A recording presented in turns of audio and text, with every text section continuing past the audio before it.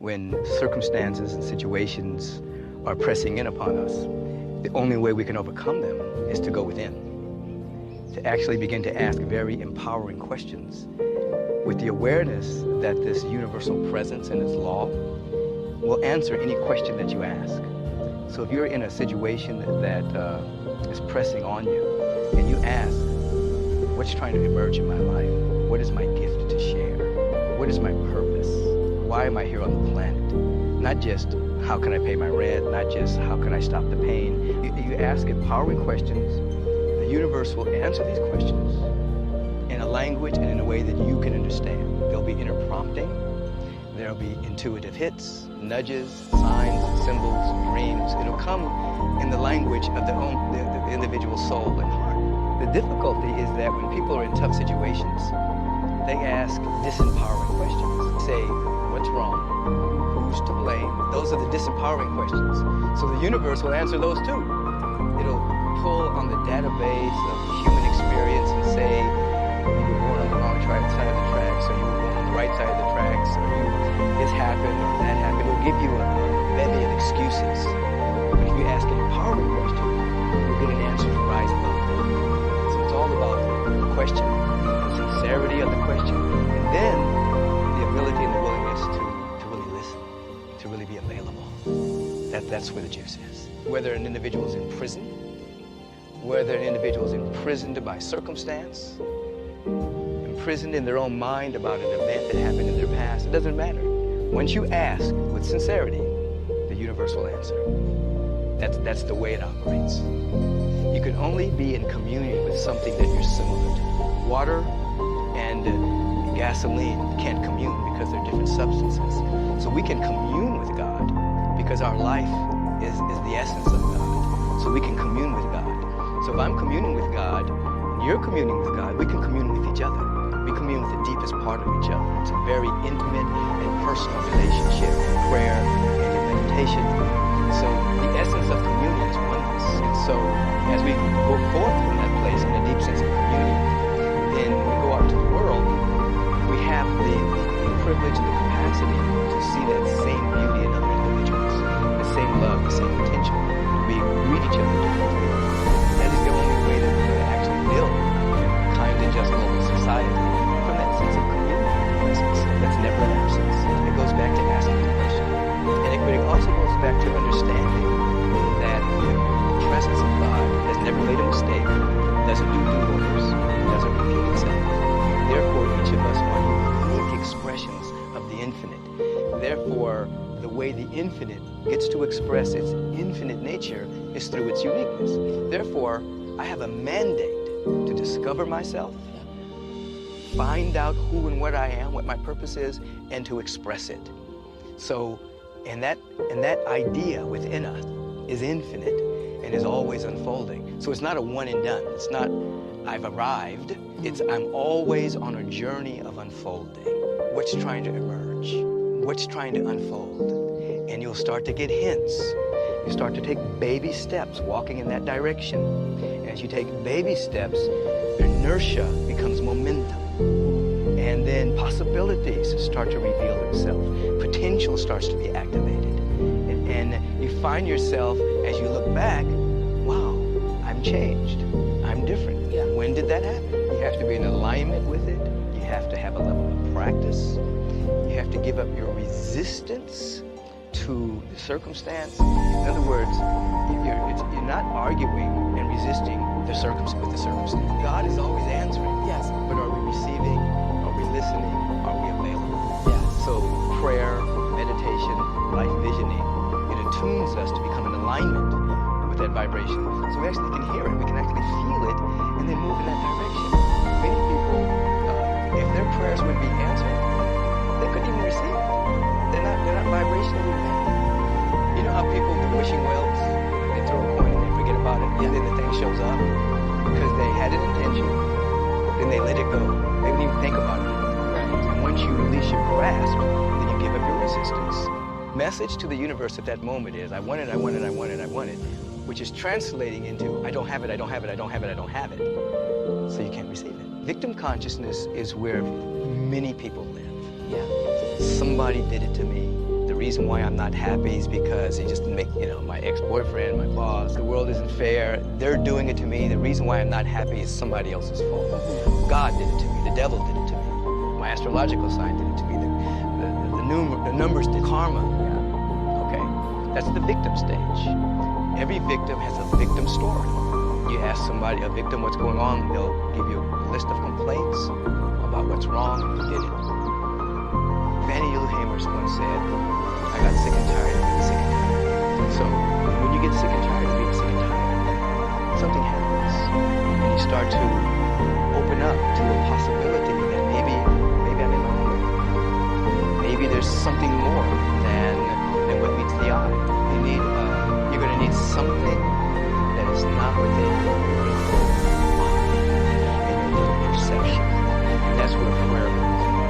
That's where meditation comes in. That's where life vision comes in. So he just said, help me. I'm open. I'm available for something new. Now you're open. And then things start to come to you. I can remember walking into, back in the day when voting training existed, and a book fell off the shelf. I walked in and the book just slammed on the floor off the shelf. And it was exactly what I needed to read at that time. And so I learned about manifestation. I learned about the second stage, which is how to manifest, which is establishing intention, beginning to see visually the kind of life you want to live, beginning to have conversation about that kind of life. I tell people you have to talk about it more than you talk about your problems, because at the end of the day, if you're complaining more than you're talking about your vision, then you're in inertia. So there's a shift that takes place where you're actually talking about the possibilities more than you're talking about your issues. You don't deny the issues. Bad things have happened to people. You're not denying that those things have happened. Energy goes into those lower frequencies. Doubt, worry, fear, and now you're in that sediment. You're in that dynamic. But if you start talking about possibility, even if you don't know how to get there, then your energy starts to go up. What if you ask a what if question? What if all my needs were met? What would I be doing in my life? What if everything is really working together for my good? What if all the bad things that have happened in my life are leading me to activating some great potential in my experience? What if God really is on my side? You ask a what if question, and you start to notice little tiny miracles happening in your life. Things start to manifest. You don't know how they got there. It's when you're losing your identification with your previous identity, but you don't yet have an identification with what's new emerging. You're in the dark. You don't know. You knew this is who you used to be, but you're not that anymore. But who you're becoming, you're not that either. So it's dark. It's really, and sometimes it's excruciating. Sometimes it's a lot of fear, a lot of disconnect. And I tell people that when you're going through that, tell them to ask this question. If this experience were to last forever, what quality would have to emerge for me to have peace of mind? So if you ask that question, and you say, oh, if this particular experience was going to last forever, I would need some strength, I would need some peace, I would need a little bit more, name whatever quality. What happens is, when your attention starts focusing on that quality, rather than resisting the dark night, then the process is speeding up. One of my favorite statements is, pain pushes until the vision pulls. So, life is progressive, and it's pushing you until you get pulled by a larger vision. So once you have a vision that you can articulate, and that's a principle, potential is always bigger than the problem. Potential is always bigger than the problem. Your potential is infinite. It's always bigger than whatever problem you're going through. A vision about the possibility. You start to be pulled by it, and then once you really sincerely embrace it, and your life begins to be, okay, when I wake up this morning, I'm going to walk in the direction of my purpose. I'm going to walk in the direction of my vision. Understanding that pain pushes until vision pulls. Ask what-if questions. Yes. Begin to see, visualize the kind of life you want to live. Begin to talk about it. Begin to write it down. Begin to dream about it. And then what I teach is you talk about it. Doesn't mean you talk to everybody because everyone is not trustworthy. That's right. You talk to selected friends About it. You talk to it. You actually talk to the vision, talk to the possibility, talk to love. You talk to peace, you talk to prosperity. I see you everywhere. I see you prosperity in the lawn. I see you abundance in the grain of the sand. I see you everywhere.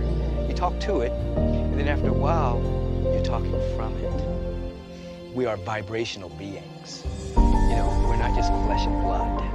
You know, if you put anything under a microscope, an intense microscope, you can ultimately see that everything is vibration. And as the scientists are not telling us, there's information there, but it's not solid. It's always moving. So we're vibrational beings.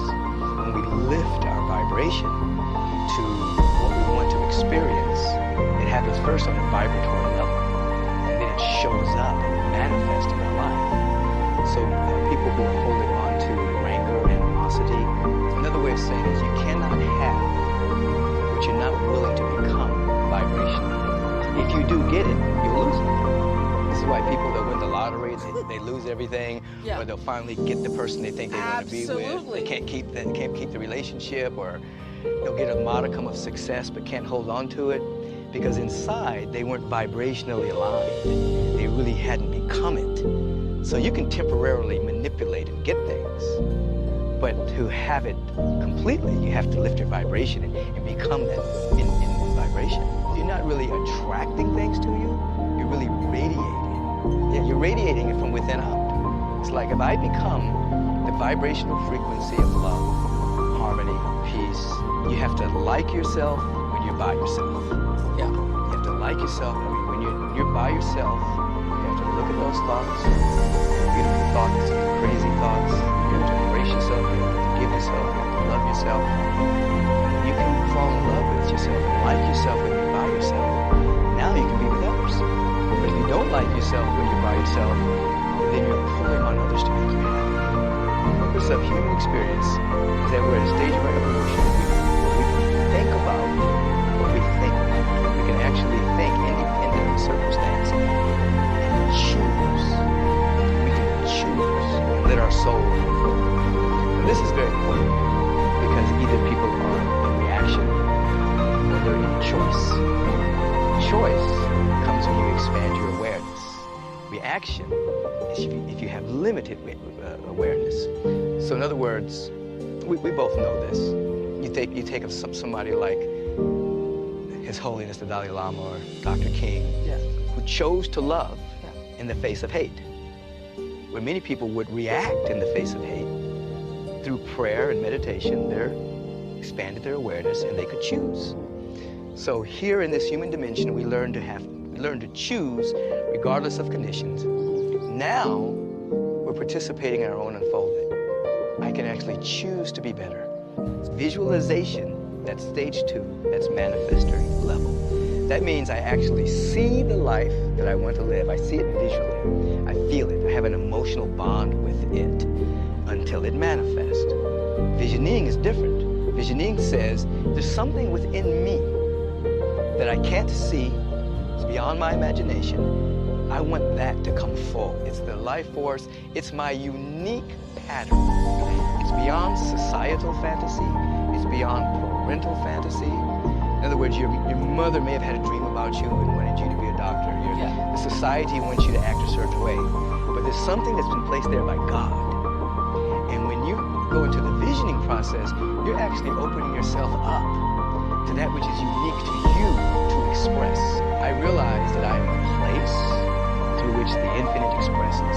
This is good. You see, I'm available. So we use words like surrender, yielding, allowing, letting, opening.